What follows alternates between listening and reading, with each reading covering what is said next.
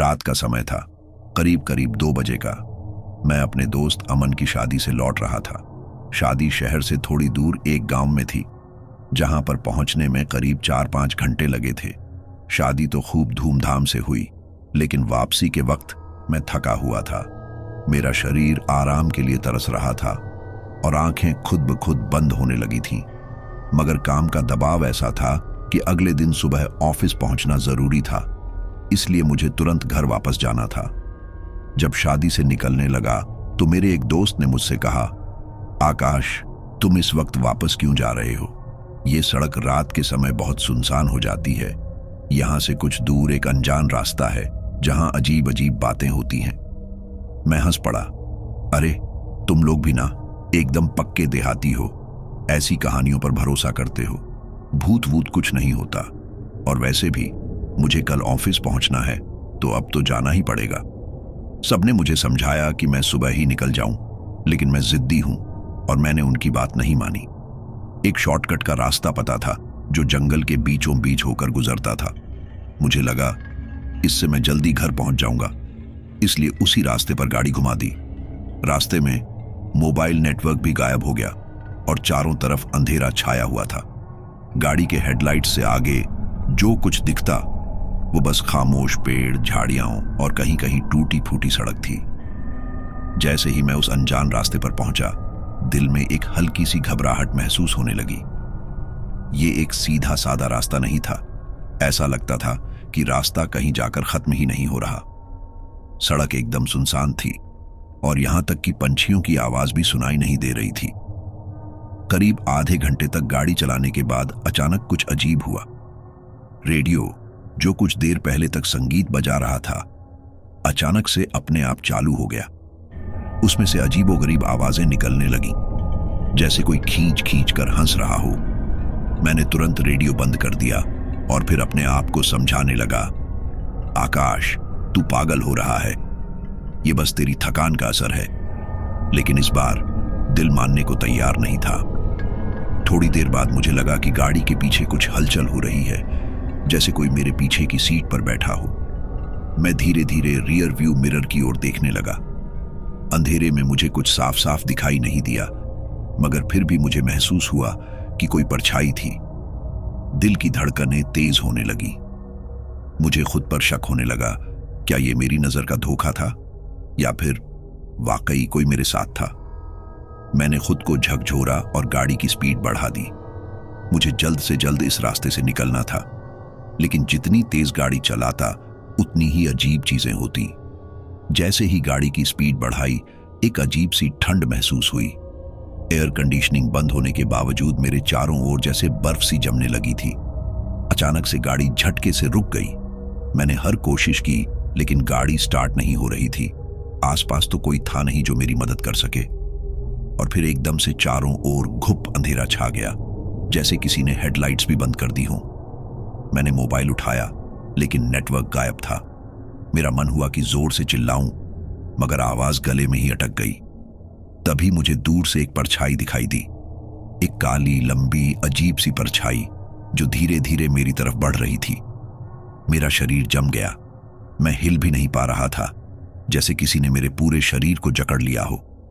वो परछाई धीरे धीरे पास आ रही थी और मैं किसी मूर्ति की तरह खड़ा रह गया था। मेरे कानों में सिर्फ अपने दिल की धड़कनें सुनाई दे रही थीं, धक धक धक। जब वो परछाई और पास आई तो मुझे एहसास हुआ कि वो एक इंसानी आकृति नहीं थी। उसके हाथ असामान्य रूप से लंबे थे, आंखों की जगह खाली गड्ढे थे और मुंह से कोई खौफनाक आवाज निकल रही थी।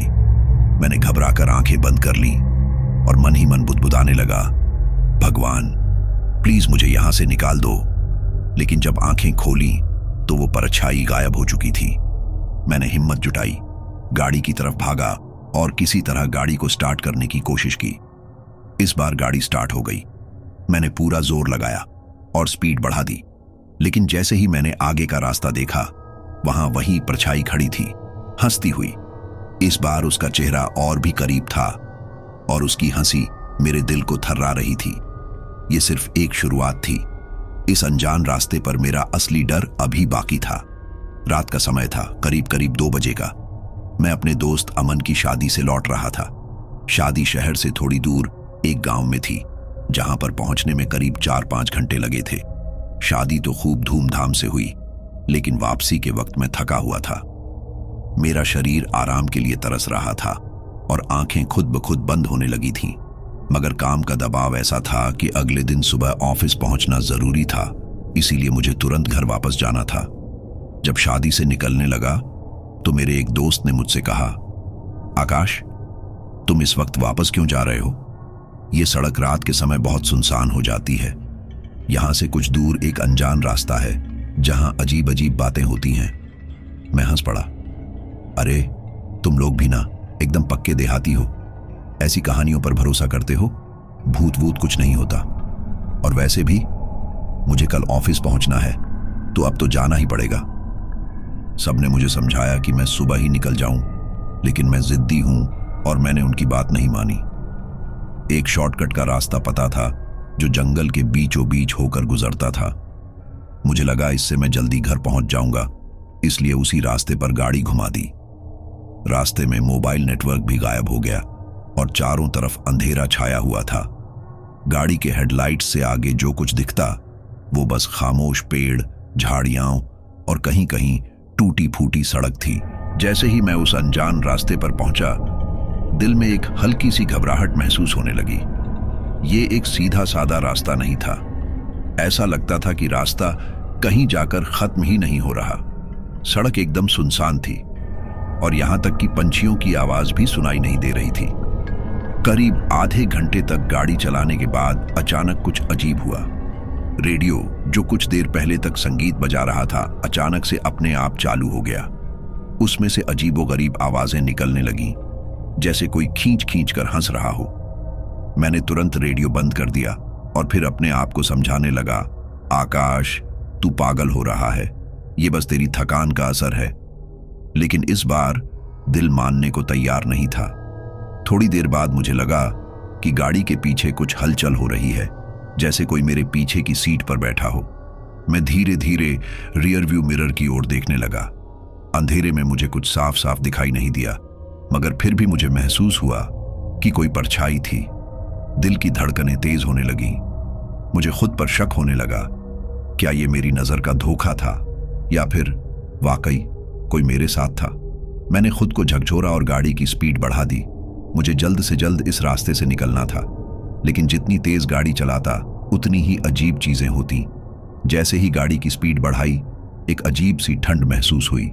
एयर कंडीशनिंग बंद होने के बावजूद मेरे चारों ओर जैसे बर्फ सी जमने लगी थी। अचानक से गाड़ी झटके से रुक गई। मैंने हर कोशिश की, लेकिन गाड़ी स्टार्ट नहीं हो रही थी। आसपास तो कोई था नहीं जो मेरी मदद कर सके। और फिर एकदम से चारों ओर घुप अंधेरा छा गया, जैसे किसी ने हेडलाइट्स भी बंद कर दी हो। मैंने मोबाइल उठाया, लेकिन नेटवर्क गायब था। मेरा मन हुआ कि जोर से चिल्लाऊं, मगर आवाज गले में ही अटक गई।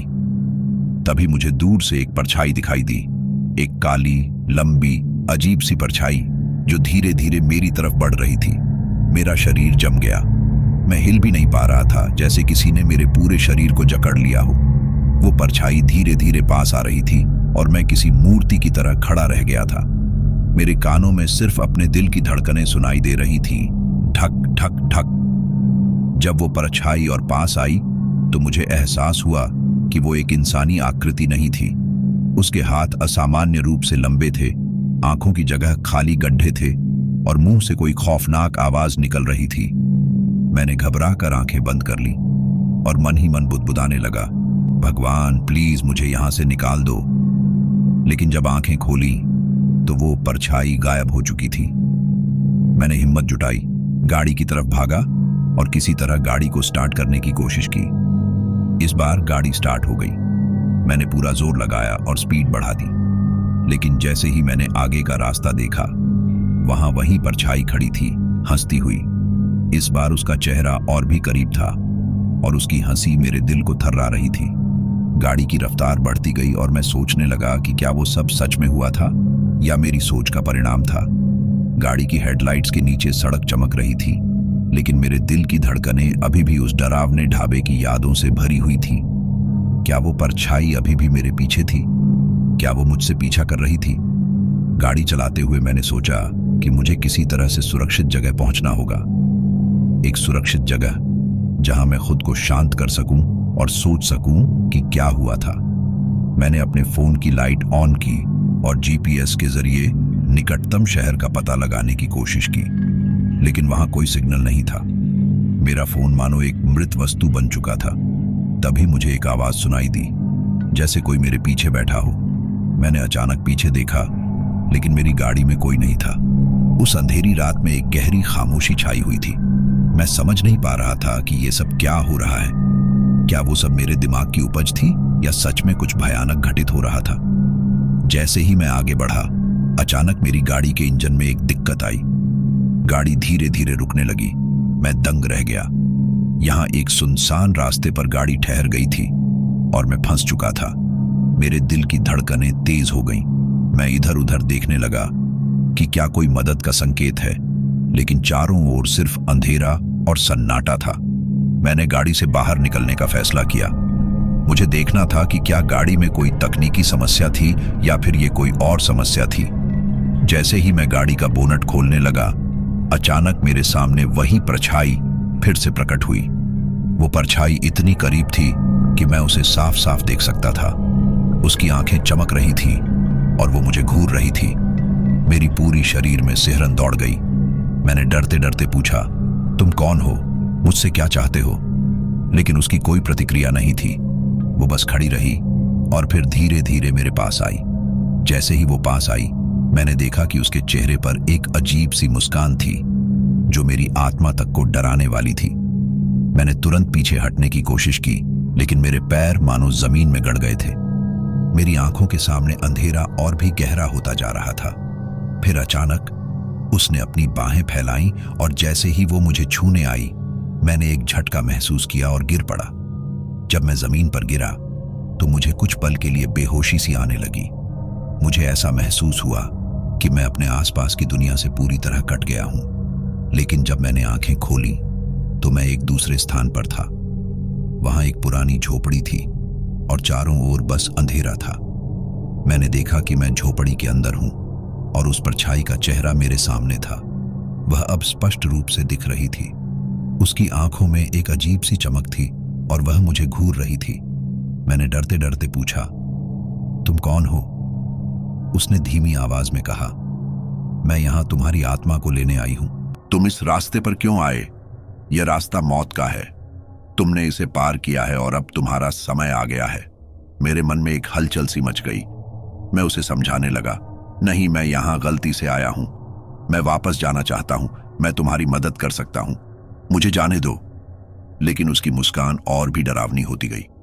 तभी उसने मुझे अपने पास बुलाने की कोशिश की, लेकिन मैंने अपने डर को पीछे छोड़ते हुए खुद को संभालने की कोशिश की। मैंने झोपड़ी के दरवाजे की ओर दौड़ लगाई, लेकिन दरवाजा लॉक था। मैं घबरा गया और चीखने लगा, कृपया मुझे जाने दो। उसने एक बार फिर मुझे घूरा और फिर अचानक उसकी आंखों में एक अजीब सी लालिमा दिखने लगी। तुम्हारे साथ यही होना था। इस रास्ते पर कोई भी नहीं बचता। तुम यहां अकेले नहीं हो। तुम्हारे जैसे और भी लोग हैं जो यहां फंसे हैं। मैंने घबरा कर पूछा, कौन लोग? कहां हैं वे? उसने फिर से मुस्कुराते हुए कहा, तुम्हारे सामने हैं। जब तुम यहां आए तो तुमने उन्हें भी आमंत्रित किया। अब सबको यहां आना होगा। मैंने देखा कि झोपड़ी के अंदर और भी लोग थे। उनमें से कुछ जाने पहचाने चेहरे थे, लेकिन कुछ चेहरे अनजाने थे। वे सब मेरे तरफ देख रहे थे और उनकी आंखों में वही डर था जो मेरे मन में था। अचानक सबने एक साथ चिल्लाना शुरू कर दिया, हम यहां फंस गए हैं। यहां से बाहर निकलने का कोई रास्ता नहीं है। मुझे समझ नहीं आ रहा था कि मैं क्या करूं। मैं गाड़ी की तरफ भागा, लेकिन जैसे ही मैं दरवाजे की ओर पहुंचा, वो दरवाजा खुद ब खुद बंद हो गया। मैंने फिर से उसे खोलने की कोशिश की, लेकिन वो टस से मस नहीं हुआ। मेरे आसपास का माहौल अब और भी डरावना हो गया। झोपड़ी की दीवारें जैसे मुझसे बातें कर रही थीं। मैं चिल्लाया, किसने तुम्हें यहां रखा? मैं यहां क्यों हूं? एक साया अचानक दीवार से बाहर निकला और मेरे पास आया। वो साया मुझे खींचने लगा। तुम्हें यहां रहना होगा। तुम कभी भी नहीं जा सकते। मैंने खुद को रोकने की कोशिश की, लेकिन वो साया मुझे पकड़कर खींचने लगा। तभी मैंने अपनी आंखें बंद कर लीं और सोचा कि अगर मैं अपनी आंखें खोलूंगा तो मैं वहां नहीं रहूंगा। लेकिन जब मैंने आंखें खोली तो मैं फिर से उसी झोपड़ी में था। अब सब कुछ धीरे धीरे धुंधला होने लगा। सब कुछ जैसे एक खौफनाक सपना बन गया। मेरी आवाज गूंजने लगी और अचानक सब कुछ चुप हो गया। मैं उस परछाई को फिर से देखने लगा, लेकिन वो कहीं नहीं थी। फिर मैंने उस झोपड़ी को छोड़ने की कोशिश की। मैंने सोचा कि शायद अगर मैं सच्चाई का सामना करूं तो मैं इस खौफनाक जगह से निकल सकता हूं। मैंने जोर से कहा, मैं यहां से जाना चाहता हूं, मुझे जाने दो। तभी झोपड़ी की दीवारों में एक हलचल हुई। दीवारें खुद को तोड़ने लगीं और मेरे सामने अंधेरा गहरा होने लगा। मैंने देखा कि उस परछाई की हंसी मेरे कानों में गूंजने लगी। फिर मैंने महसूस किया कि यह एक अंतहीन चक्र है। मैं वहां अकेला नहीं था, लेकिन मुझे वहां से भागने का कोई रास्ता नहीं था। वो सब एक बुरे सपने की तरह लग रहा था, लेकिन मेरी समझ में आ रहा था कि मैं एक अनजान रास्ते पर हूं जो मुझे कभी भी सुरक्षित नहीं पहुंचाएगा। अब मेरी समझ में आ रहा था कि यह सब कुछ एक योजना थी, एक खेल, और मैं उस खेल का एक हिस्सा बन चुका था। मेरे मन में यह सोचने लगा कि क्या मैं कभी इस रास्ते से बाहर निकल पाऊंगा या फिर यह सब सिर्फ एक खौफनाक मजाक था। मेरे दिल की धड़कनें तेज होती जा रही थीं। मुझे ऐसा लग रहा था जैसे मैं एक अनजान सफर पर हूं, जहां हर कदम पर खतरा मुंह बाएं खड़ा है। झोपड़ी के चारों ओर अंधेरा गहरा होता जा रहा था और मुझे महसूस हो रहा था कि मुझे यहां से निकलने का एक तरीका खोजना होगा। मैंने खुद को फिर से संभाला और एक बार फिर दरवाजे की तरफ बढ़ा। मेरे हाथों में इतनी ताकत नहीं थी कि दरवाजे को खोल सकूं, लेकिन मेरे मन में एक उम्मीद थी कि शायद वहां से निकलने का कोई रास्ता मिले। जब मैंने दरवाजा खटखटाया तो वही साया फिर से सामने आया, लेकिन इस बार उसकी उपस्थिति और भी भयानक थी। तुम यहां नहीं जा सकते, उसने धीमी आवाज में कहा। यहां रहना तुम्हारी किस्मत है। तुम अब एक हिस्सा हो, एक कहानियों का हिस्सा। मैंने घबरा कर कहा, क्यों? मुझे यहां क्यों लाया गया? उसने मुझे घूरते हुए कहा, क्योंकि तुमने इस अनजान रास्ते को चुना। यहां जो भी आता है वो हमारी कहानी का एक हिस्सा बन जाता है। तुम्हारी आत्मा अब हमारी है। मैंने महसूस किया कि यह सब सुनकर मेरे अंदर एक गहरी निराशा पैदा हुई। मुझे अब समझ में आ रहा था कि यह सिर्फ एक रास्ता नहीं था, बल्कि एक जाल था जहां कई लोग फंसे हुए थे। झोपड़ी के अंदर लोग अब चुप थे। उनकी आंखों में वही डर था, लेकिन अब उनमें एक अजीब सी उम्मीद भी दिख रही थी। जैसे ही मैंने उनके चेहरे पर नजर डाली, मुझे लगा जैसे मैं उन्हें जानता हूं। उनमें से कुछ मेरे पुराने दोस्त थे जो कई साल पहले गायब हो गए थे। तुम यहां कैसे आए? मैंने डरते डरते पूछा। एक दोस्त ने जवाब दिया, हम सब इस अनजान रास्ते पर आए थे। ये एक जादुई रास्ता है, लेकिन जादू हमेशा अच्छा नहीं होता। तभी मैंने सुना कि दरवाजे पर कोई खटखटा रहा था। सभी ने एक दूसरे को घूरा और मैं समझ गया कि यह कोई बाहरी व्यक्ति हो सकता है। मैंने दरवाजे की तरफ बढ़ते हुए कहा, क्या कोई बाहर है? बाहर से एक पुरानी आवाज आई, मैं यहां मदद के लिए आया हूं, दरवाजा खोलो। मैंने आशा से देखा और दरवाजे को खींचने की कोशिश की, लेकिन वो लॉक था। मैंने फिर से चिल्लाते हुए कहा, कौन हो तुम? तुम हमें कैसे मदद कर सकते हो? वो आवाज फिर से आई, मुझे विश्वास करो, मैं तुम्हें यहां से बाहर निकाल सकता हूं, लेकिन तुम्हें मेरा कहना मानना होगा। एक पल के लिए मुझे लगा कि मैं अपनी किस्मत बदलने वाला हूं, लेकिन फिर मैंने उस परछाई की याद की और ठान लिया कि मैं इस पर विश्वास नहीं कर सकता। मैंने कहा, तुम्हारी मदद की कोई जरूरत नहीं है, हम खुद निकल सकते हैं। तभी वो आवाज गहरी हो गई, तुम खुद नहीं जा सकते। इस रास्ते पर जो भी आता है उसे अपने अतीत का सामना करना पड़ता है। तुमने कई लोगों को दुखी किया है और अब तुम्हें उसके लिए कीमत चुकानी होगी। मैंने गुस्से से कहा, मैंने किसी को नहीं दुखाया, यह सब एक हादसा था। हादसे कभी अकेले नहीं होते, उसने कहा। यहां सब कुछ एक कारण से होता है। तुम यहां आकर खुद को दागदार कर चुके हो। अचानक झोपड़ी के अंदर सब कुछ अंधेरा हो गया। मैं चारों ओर देखने लगा, लेकिन सब कुछ धुंधला था। डर की एक लहर मेरे शरीर में दौड़ गई।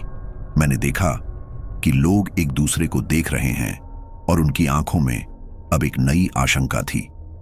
तभी एक महिला की आवाज आई, हम यहां से नहीं जा सकते। हम सभी एक कहानी का हिस्सा हैं और यह कहानी कभी खत्म नहीं होती। हमें अपने अतीत से भागना नहीं चाहिए, हमें उसका सामना करना होगा। मैंने हैरानी से देखा और पूछा, तुम्हारा अतीत क्या है? उसने अपनी आंखों में आंसू लिए हुए कहा, मैंने अपने परिवार को छोड़ दिया, अपनी जिंदगी को भुला दिया, लेकिन यहां मैं अपने किए हुए गलतियों का सामना कर रही हूं। मुझे यहां से बाहर निकलने का कोई रास्ता नहीं है, तुम्हें भी यही करना होगा। उसकी बात सुनकर मुझे समझ में आया कि यह सिर्फ मेरा संघर्ष नहीं था, सभी यहां किसी न किसी वजह से आए थे।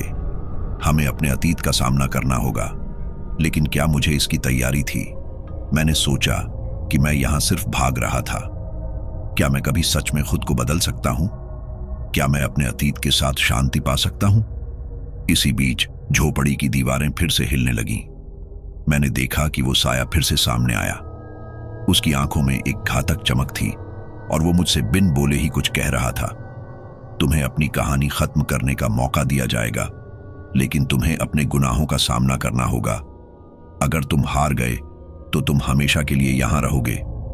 मुझे समझ में आ गया कि ये एक आखिरी मौका था, मुझे अपने डर को मात देना होगा। मैंने अपनी आंखें बंद की और सोचा कि क्या मैं अपनी आत्मा को बचा सकता हूं। फिर मैंने धीरे धीरे कहा, मैं अपने अतीत का सामना करने को तैयार हूं, मुझे यहां से बाहर निकलने का एक रास्ता चाहिए। साया अचानक थम गया। उसने मुझसे कहा, ठीक है, लेकिन तुम्हें एक कहानी सुनानी होगी, अपनी सच्चाई के साथ। अगर तुम सफल हुए तो तुम्हारी आत्मा को छूट मिलेगी, अगर तुम असफल हुए तो तुम हमेशा के लिए इस अनजान रास्ते पर फंसे रहोगे। मैंने महसूस किया कि यह एक खतरनाक खेल था, लेकिन मेरे पास अब और कोई विकल्प नहीं था। मुझे अपनी कहानी सुनानी थी। मैंने धीरे धीरे कहा, ठीक है, मैं अपनी कहानी सुनाता हूं, लेकिन तुम भी मुझे अपनी कहानी बताओ। उसने मुस्कुराते हुए कहा, ठीक है, ये एक समझौता है, अपनी कहानी सुनाओ और फिर मैं तुम्हें अपनी सच्चाई बताऊंगा। तब मैंने अपने अतीत के बारे में सोचना शुरू किया कि क्या यह सच में एक कहानी है या फिर यह बस एक भ्रम है। लेकिन मैं जानता था कि मेरे लिए समय बहुत कम है और मुझे खुद को बचाना होगा। मैंने फिर से अपनी आंखें बंद की और अपने अतीत को याद करने लगा। क्या मैं सच में अपने डर का सामना कर पाऊंगा? क्या मेरी कहानी सुनने के बाद वो साया मुझे जाने देगा? जब मैंने अपनी आंखें खोली तो पाया कि झोपड़ी के चारों ओर एक अजीब सा सन्नाटा था। मेरी दिल की धड़कनें फिर से तेज हो गईं और मैंने अपनी कहानी सुनाने का निर्णय लिया। मैं जानता था कि यह मेरा एकमात्र मौका था। मेरी कहानी बहुत साधारण है, मैंने धीरे धीरे कहना शुरू किया। मैं एक छोटे शहर का लड़का हूं। मैंने अपने दोस्तों के साथ कई शरारतें की, लेकिन कभी सोचा नहीं था कि एक दिन मैं ऐसी जगह आऊंगा। मेरा नाम रोहन है और मैं हमेशा से थोड़ी शैतानी करने में विश्वास रखता था। जब मैंने अपनी बातें शुरू की, साया ने ध्यान से मेरी ओर देखा। झोपड़ी के अंदर के लोगों की आंखें मुझ पर थीं, जैसे वे मेरी कहानी में खुद को खोज रहे हों। एक रात जब मैं अपने दोस्तों के साथ पार्टी कर रहा था, हमने सोचा कि क्यों ना हम उस पुरानी सड़क पर जाएं जो अनजान मानी जाती है। मैंने सुना था कि वहां बहुत सारी डरावनी कहानियां हैं, लेकिन मैं हमेशा से सच्चाई जानने के लिए उत्सुक था। हम वहां गए और जैसे ही हम उस रास्ते पर पहुंचे, हमें वहां कुछ अजीब दिखा। वहां की ठंडी हवा, पेड़ों की सिसकियां और रात का अंधेरा सब कुछ भयावह था। मेरी आवाज में थोड़ी ट्रेमर थी, लेकिन मैंने जारी रखा। हमने सोचा कि यह सब मजा है, लेकिन जैसे जैसे हम आगे बढ़े, हमें समझ में आया कि यह जगह केवल एक सड़क नहीं है, ये किसी और दुनिया का द्वार है। साया ने धीरे से कहा, तुम्हें और क्या हुआ? जैसे ही हम आगे बढ़े, हमने कुछ अजीब आवाजें सुनी। ऐसा लगा जैसे कोई हमें पुकार रहा है। मैंने एक दोस्त से कहा कि चलो वापस चलते हैं, लेकिन वो डरने के बजाय और उत्साहित हो गया। वह आगे बढ़ा और मैं पीछे रह गया। तभी मैंने देखा कि वह अचानक एक गड्ढे में गिर गया। मैं चौंका गया और उस गड्ढे में झांका। वहां उसे कोई दिखाई नहीं दे रहा था। मैंने शोर मचाया, लेकिन वहां कोई नहीं आया। तुम्हारे दोस्त का क्या हुआ? उसने मेरी आंखों में झांकते हुए पूछा। मैंने सोचा कि वो मुझसे छुप रहा है, लेकिन जब मैं वहां से लौटने लगा तो मैंने देखा कि वो कहीं नहीं था। हम सभी लोग घबरा गए। हम वापस घर लौटे, लेकिन उस दिन के बाद से मेरी जिंदगी बदल गई। मेरे दोस्त ने कभी वापस लौटने की कोशिश नहीं की। मैंने उसे खो दिया और वह सब कुछ मुझे आत्मग्लानि में डुबो देता है। मैंने हमेशा सोचा कि अगर मैंने उसे बचाने की कोशिश की होती तो क्या वो आज मेरे साथ होता। साया ने एक गहरी सांस ली और उसकी आंखों में एक चमक आई। तुम्हारे अतीत में एक गहरी पीड़ा है। तुमने अपने दोस्तों की जिंदगी से खेला और अब तुम्हें उसकी कीमत चुकानी होगी। लेकिन मैंने जानबूझकर कुछ नहीं किया, मैंने चिल्लाते हुए कहा। मैंने कोशिश की, लेकिन अब मैं यहां हूं। मुझे अपनी गलती का एहसास है। क्या मैं वास्तव में यहां से बाहर निकल सकता हूं? उसने कहा, तुम्हें अपनी आत्मा की सच्चाई को स्वीकार करना होगा। जब तुम अपने डर का सामना करोगे, तभी तुम्हें यहां से निकलने का मौका मिलेगा। तुम्हें अपने दोस्तों को वापस लाने का एक रास्ता खोजना होगा। मेरे मन में एक जिज्ञासा जागी। मैंने पूछा, क्या तुम मेरे दोस्त को वापस ला सकती हो? नहीं, मैं उसे वापस नहीं ला सकती। तुम्हें अपनी आत्मा के द्वारा उसे वापस लाना होगा। तुम्हें इस अनजान रास्ते को पार करना होगा।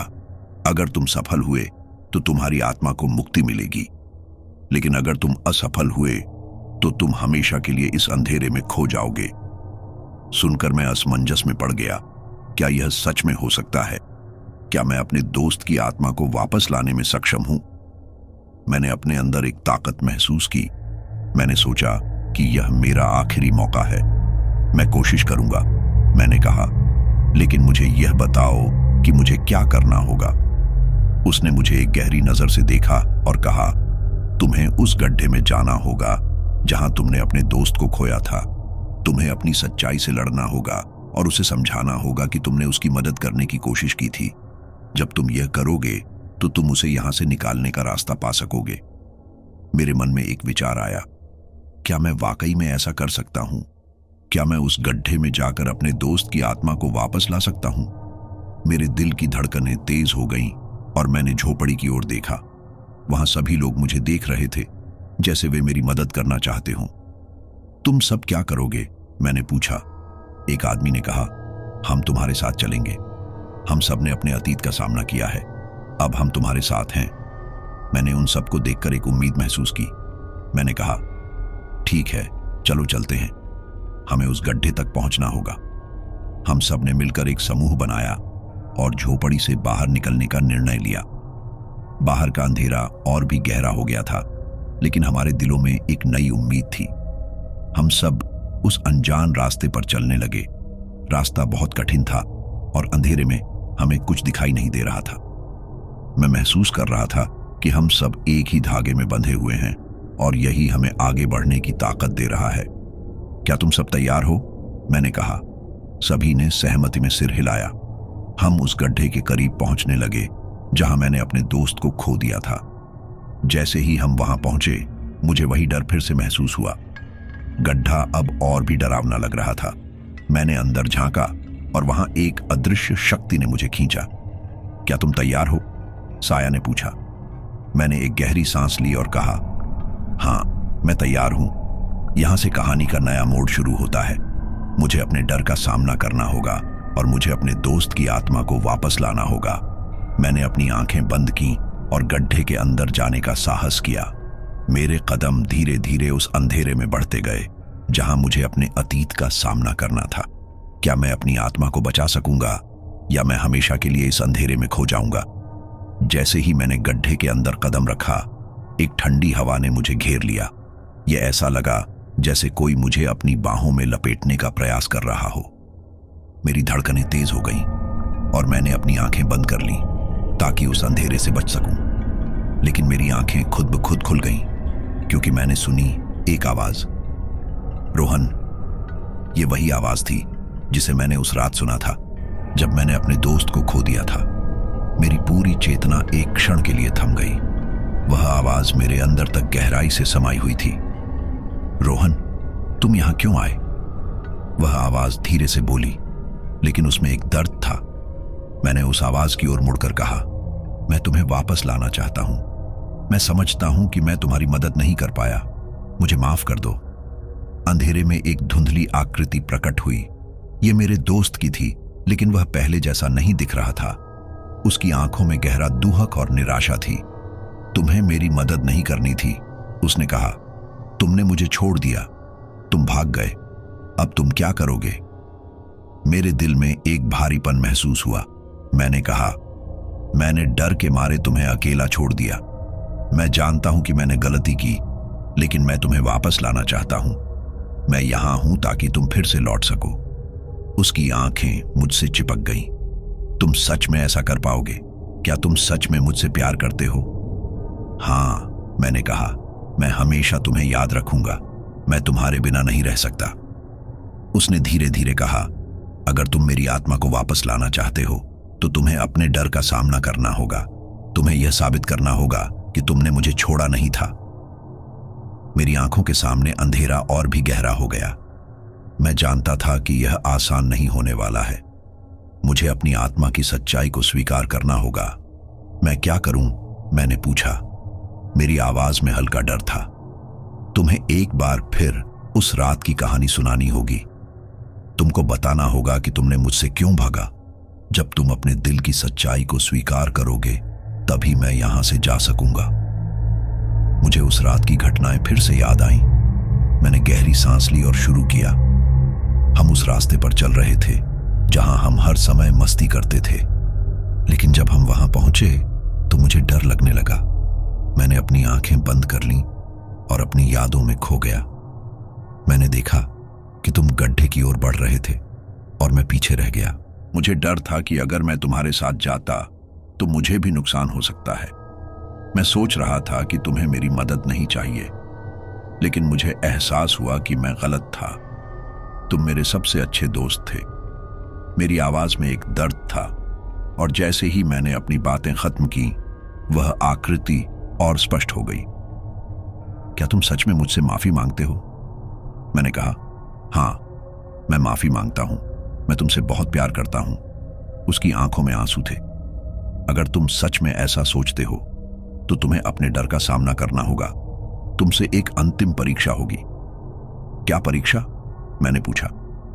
तुम्हें अंधेरे में जाकर देखना होगा कि तुम अपने डर के आगे कितने मजबूत हो। वहां एक दर्पण होगा। उस दर्पण में तुम्हें अपनी सच्चाई दिखाई देगी। अगर तुमने अपने डर का सामना किया तो मैं यहां से जा सकूंगा। मैंने उस दर्पण की ओर बढ़ने का फैसला किया। जैसे ही मैंने कदम बढ़ाया, मैंने अपने चारों ओर अंधेरा देखा। वहां की ठंडी हवा ने मुझे और भी डराया। मैंने धीरे धीरे आगे बढ़ते हुए कहा, मैं इसे कर सकता हूं, मैं डरता नहीं। अचानक मैंने एक गहरी आवाज सुनी, क्या तुम सच में इसे कर सकते हो? यह आवाज मेरे अंदर तक गूंज गई। मैंने दर्पण के सामने खड़ा होकर देखा। दर्पण के अंदर मैंने खुद को देखा, लेकिन मैं वह नहीं था जो मैं जानता था। मेरी आंखों में डर था और मेरी छवि एक अंधेरे में खोई हुई थी। तुम्हारे डर क्या हैं? आवाज ने फिर से पूछा। मैं डरता हूं कि मैं कभी अपने दोस्तों को नहीं बचा सकूंगा। मैं डरता हूं कि मैं अकेला रह जाऊंगा, मैंने कहा। मेरी आवाज में हल्का ट्रेमर था। दर्पण ने फिर से मेरी छवि दिखाई। क्या तुमने कभी अपनी सीमाएं समझी हैं? मैं हमेशा सोचता हूं कि मैं कमजोर हूं। मुझे डर लगता है कि मैं असफल हो जाऊंगा, मैंने कहा। अब तुम अपनी सीमाएं स्वीकार करो। जब तुम अपनी सीमाओं को पार करोगे, तभी तुम अपने डर को छोड़ पाओगे। मेरे दिल की धड़कनें तेज हो गईं। मैंने सोचा, क्या मैं सच में इसे कर सकता हूं? हां, तुम कर सकते हो, दर्पण ने कहा। मैंने अपनी आंखें बंद की और खुद को समझाने की कोशिश की। मैं मजबूत हूं, मैं यह कर सकता हूं, मैं अपने डर को पार करूंगा। अचानक मुझे अपने अंदर एक नई ऊर्जा महसूस हुई। मैंने अपनी आंखें खोली और दर्पण में मैंने खुद को पहले से ज्यादा मजबूत पाया। तुमने यह किया, मेरी दोस्त की आवाज ने कहा। अब मैं जा सकता हूं। तुम्हारी आत्मा अब स्वतंत्र है। जैसे ही उसने यह कहा, मैं महसूस करने लगा कि वह धीरे धीरे धुंधलाने लगा। लेकिन फिर मैंने देखा कि वह एक और गड्ढे की ओर बढ़ रहा है। रुको, मैंने चिल्लाया। क्या तुम यहां से जा रहे हो? हां, लेकिन मैं हमेशा तुम्हारे साथ रहूंगा। तुमने अपने डर का सामना किया है, तुम्हें और भी मजबूती से जीना होगा। जैसे ही वह गड्ढे के अंदर गया, एक ठंडी हवा मेरे चारों ओर बहने लगी। मैंने आंखें बंद कर लीं और जब खोली तो मैंने खुद को फिर से उस झोपड़ी के अंदर पाया। वहां सब लोग मुझे घेर कर खड़े थे। तुमने यह किया, साया ने कहा। उसकी आंखों में चमक थी। अब तुम स्वतंत्र हो। मेरे अंदर एक नई शक्ति थी। मैंने एक बार फिर अपने दोस्तों को याद किया और महसूस किया कि मुझे कभी भी अकेला नहीं रहना पड़ेगा। लेकिन तभी मुझे एक अजीब एहसास हुआ। उस गड्ढे में कुछ और था, एक अंधेरे का साया जो अब भी वहां था। तुम्हें अपना ध्यान रखना होगा, साया ने कहा। यह सब खत्म नहीं हुआ है। मैंने उस झोपड़ी से बाहर कदम रखा और मेरा दिल तेजी से धड़कने लगा।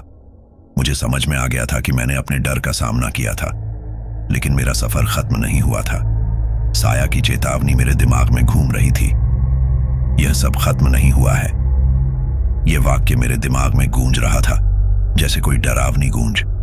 सूरज की रोशनी थोड़ी धुंधली थी और आसपास के पेड़ जैसे चुपचाप मुझे देख रहे थे। मैंने अपने दोस्तों को फिर से इकट्ठा किया। हमें इस जगह से निकलना होगा, हमें कोई उपाय सोचना होगा, मैंने कहा। मुझे पता था कि मेरा सामना सिर्फ मेरे डर से नहीं हुआ था। मैंने अपनी आत्मा के अंधेरे पहलुओं को भी छुआ था। अगर यह सब खत्म नहीं हुआ है तो हम क्या करेंगे? मेरे दोस्त ने पूछा। हमें गड्ढे की ओर लौटना होगा। हमें पता करना होगा कि वहां और क्या है, मैंने कहा, यह सोचते हुए कि शायद मैं कुछ और सच्चाइयां खोजने जा रहा हूं। हम सभी ने एक दूसरे को देखा और फिर गड्ढे की ओर बढ़े। रास्ते में मैंने अपने दिल की धड़कनें सुनी। जैसे जैसे हम नजदीक पहुंचे, मुझे एक अजीब सी खामोशी का एहसास हुआ। चारों ओर का वातावरण अब तक का सबसे अंधेरा और रहस्यमय था। क्या तुम सब तैयार हो? मैंने पूछा, लेकिन मेरी आवाज में आत्मविश्वास की कमी थी। हाँ, मेरे दोस्तों ने एक साथ कहा, लेकिन उनके चेहरे पर डर साफ दिखाई दे रहा था। हम गड्ढे के पास पहुंचे। यह वही गड्ढा था जहां मैंने अपने दोस्त को खो दिया था। यह स्थान अब मेरे लिए एक और अर्थ रखता था। यह सिर्फ एक गड्ढा नहीं था, यह मेरी आत्मा की यात्रा का प्रतीक था। जैसे ही हमने गड्ढे के पास खड़े होकर उसे देखा, मुझे फिर से वही ठंडी हवा महसूस हुई। एक पल के लिए मुझे लगा जैसे कोई मेरे पीछे खड़ा है। मैंने पलटकर देखा, लेकिन वहां कोई नहीं था। क्या तुम लोग यहां हो? मैंने चिल्लाकर पूछा, लेकिन वहां की खामोशी ने मुझे जवाब दिया। हम यहां हैं, एक आवाज आई, लेकिन यह आवाज मेरी नहीं थी। यह एक अनजान, गहरी और खौफनाक आवाज थी। तुम्हारे डर ने तुम्हें यहां लाया है, आवाज ने कहा। लेकिन क्या तुम सच में तैयार हो अपने अतीत का सामना करने के लिए? मेरे दिल में धड़कनें तेज हो गईं। कौन हो तुम? मैंने पूछा। मैं वही हूं जो तुम्हें हमेशा परेशान करता रहा है, उसने कहा। मैं तुम्हारे भीतर का डर हूं। मेरे दोस्तों ने एक दूसरे की ओर देखा और मुझे समझ में आ गया कि हमें अब खुद को मजबूत करना होगा। हमें डरना नहीं है। हम यहां आए हैं क्योंकि हमें सच्चाई चाहिए, मैंने कहा। क्या तुम यह साबित कर सकते हो? आवाज ने कहा। तुम्हें यहां एक और परीक्षा का सामना करना होगा। जैसे ही उसने यह कहा, गड्ढे के अंदर एक अंधेरा सा बादल छा गया। मैंने अपनी आंखें बंद कर लीं और एक गहरी सांस ली। क्या तुमने कभी अपनी कमजोरी को स्वीकार किया है? आवाज ने पूछा। मैंने एक पल सोचा और फिर कहा, हां, मैंने किया है। मैं कमजोर हूं, लेकिन मैं इसे बदलने की कोशिश कर रहा हूं। क्या तुम जानते हो कि कमजोरी से लड़ने का एक तरीका है? मैंने धीरे से कहा, हां, मुझे समझ में आया है कि हमें एक दूसरे का सहारा बनना होगा। क्या तुम इसे अपने दोस्तों के साथ साझा कर सकते हो? आवाज ने फिर से पूछा। मैंने अपने दोस्तों की ओर देखा। हमें एक दूसरे को समझना होगा। हमें अपनी कमजोरियों को स्वीकार करके ही हम आगे बढ़ सकते हैं। जैसे ही मैंने यह कहा, गड्ढे के अंदर की हवा ने तेजी से बहना शुरू किया। तुमने अपनी सच्चाई का सामना किया है, आवाज ने कहा, लेकिन तुम्हें अब अंतिम परीक्षा देनी होगी। क्या परीक्षा है? मैंने पूछा। मेरी आवाज में हल्का डर था। तुम्हें उस रात की पूरी कहानी बतानी होगी। तुम्हें अपने डर को एक बार फिर से जीना होगा, उसने कहा। मैंने अपनी आंखें बंद की और उस रात की यादों में खो गया। हम उस रास्ते पर जा रहे थे जहां तुम हमेशा मेरे साथ होते थे, लेकिन जब मैंने तुम्हें गड्ढे की ओर बढ़ते देखा तो मुझे एक अजीब सा डर लगा। मैंने सोचा कि अगर मैं तुम्हारे साथ गया तो मैं भी नुकसान में आ जाऊंगा, लेकिन मैं जानता था कि यह गलत था। जैसे ही मैंने अपनी बातें शुरू की, अंधेरा और गहरा होता गया। मैंने तुम्हें अकेला छोड़ दिया। यह मेरा सबसे बड़ा डर था। लेकिन मैंने तुम्हें अकेला छोड़ दिया। अचानक मैं खुद को फिर से उस गड्ढे के पास खड़ा हुआ पाया। मैं हमेशा तुम्हारे साथ रहना चाहता था, लेकिन मेरे भीतर का डर मुझे रोकता रहा। तभी मैंने देखा कि गड्ढे के अंदर से एक आकृति बाहर आ रही थी। ये मेरी दोस्त की थी, लेकिन वह अब अंधेरे में खो गई थी। क्या तुम मुझे माफ कर सकते हो? मैंने पूछा। मेरी आंखों में आंसू थे।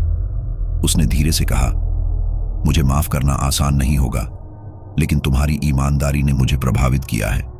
तुमने अपने डर का सामना किया है। जैसे ही उसने यह कहा, गड्ढे का अंधेरा धीरे धीरे खत्म होने लगा। तुम्हें अब समझना होगा कि डर तुम्हारे साथ हमेशा रहेगा, लेकिन इसे जीतने का एक तरीका है, उसने कहा। क्या? मैंने पूछा। तुम्हें खुद पर विश्वास करना होगा। तुम्हें अपनी कमजोरियों को अपनाना होगा और आगे बढ़ना होगा। जैसे ही उसने यह कहा, एक तेज रोशनी गड्ढे से निकली। मैंने अपनी आंखें बंद कर लीं और जब खोली तो मैंने खुद को फिर से झोपड़ी के अंदर पाया। लेकिन इस बार सब कुछ बदल गया था। मेरे दोस्तों ने मुझे देखा और उनकी आंखों में एक नई रोशनी थी। तुमने किया? एक दोस्त ने कहा। मैंने कहा, हाँ, लेकिन यह सब खत्म नहीं हुआ है। हमें और भी आगे बढ़ना होगा। हम सभी ने एक दूसरे का हाथ थाम लिया और अंधेरे से बाहर निकलने का निर्णय लिया। जैसे ही हम बाहर निकले, मैंने महसूस किया कि अब हम एक नई शुरुआत कर सकते हैं। लेकिन तभी मैंने गड्ढे के पीछे एक और साया देखा। वह साया मुझे घूर रहा था और मेरी आंखों में वह डर फिर से लौट आया। यह अंत नहीं है, मैंने सोचा, लेकिन मैंने अपने दोस्तों की ओर देखा और महसूस किया कि अब मैं अकेला नहीं था। हम सब एक साथ थे और इस बार हम डर का सामना करने के लिए तैयार थे। लेकिन वह साया हमेशा मेरे पीछे रहेगा, एक सच्चाई के रूप में जो कभी खत्म नहीं होगी।